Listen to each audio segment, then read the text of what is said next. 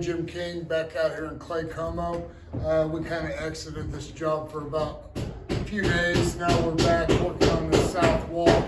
Got a bunch of amigos here working on the interior on the house, and they're going to make this house really nice. Our job was to make the basement look nice as far as these two walls go. This is the south wall. These walls are a little bit of stone, a little bit of brick, a little bit of concrete, a little bit of block, a little bit of everything.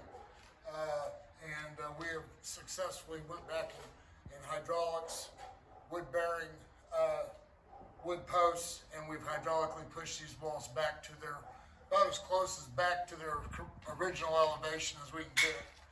And as you can see over here on the north wall, we piered the bottom row of stone and got our wall braces in there, King Pier 2's installed, and same thing on this right here. So stay tuned. We got wall braces. We're gonna go in here, we're gonna patch some walls, and this wall will essentially look just like the north wall when we're done.